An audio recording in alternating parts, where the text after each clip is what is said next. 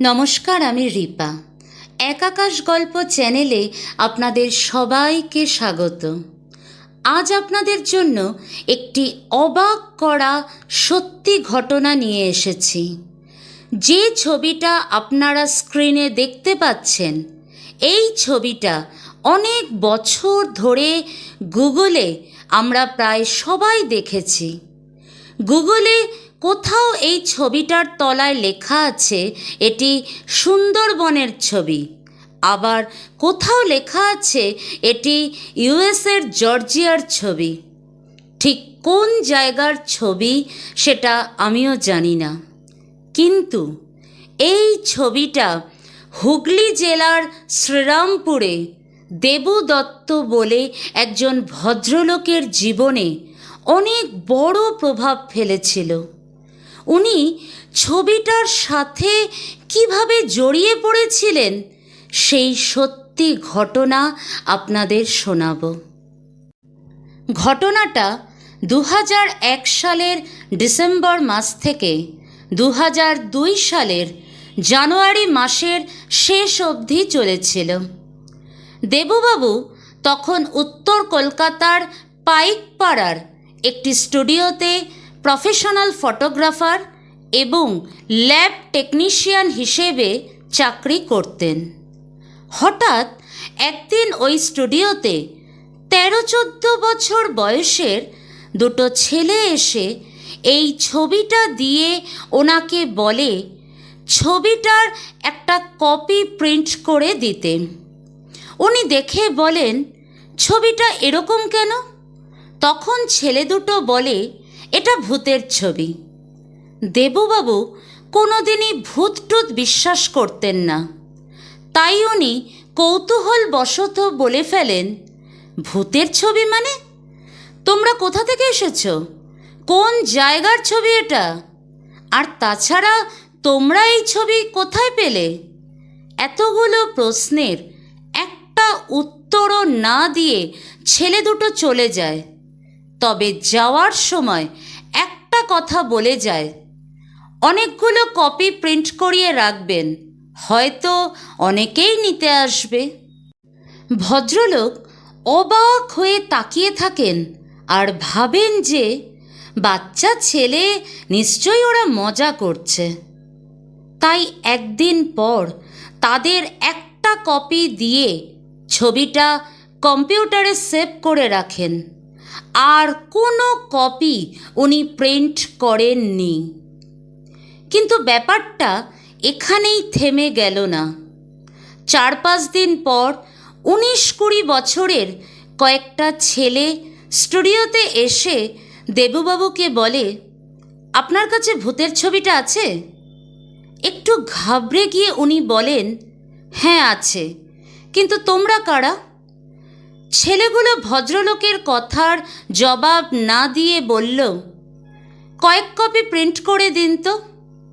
এবার ভদ্রলোক বেশ বিরক্ত হয়ে বলেন, আগে তোমাদের বলতেই হবে এই ছবির রহস্যটা কি।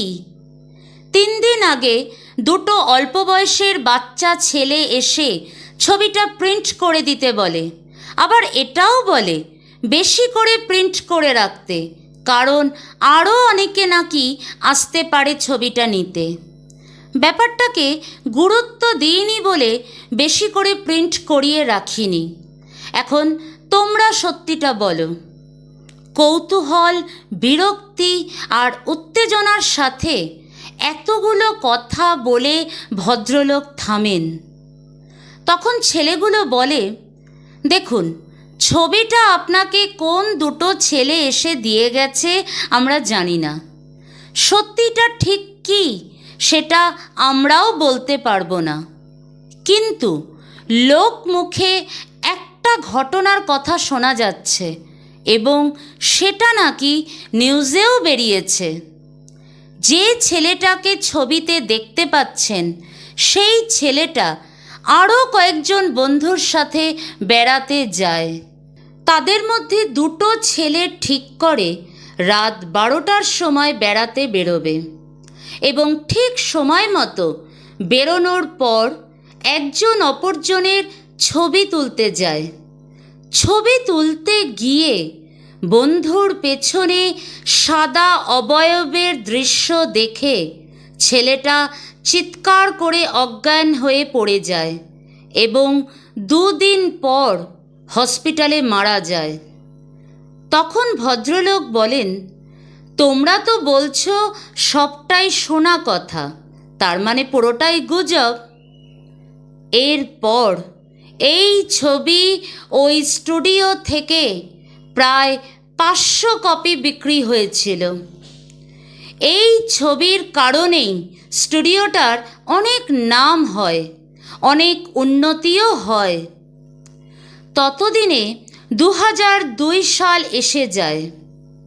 তবে এই ছবিটার একটা বাজে প্রভাব পড়তে আরম্ভ করে ভদ্রলোকের জীবনে। 2001 সালের ডিসেম্বর মাস থেকে 2002 সালের জানুয়ারি মাস অবধি ওই স্টুডিওতে শুধুমাত্র এই ছবি নিয়েই আলোচনা চলত। মানুষ এই ছবিরই কপি চাইতে আসতো। যে বিষয়টাকে উনি প্রথমে গুরুত্বই দেননি, সেই বিষয়টা ক্রমশ দেবুবাবুর মতো একজন শান্ত মানুষকেও খিটখিটে রাগী স্বভাবের করে তুলছিল।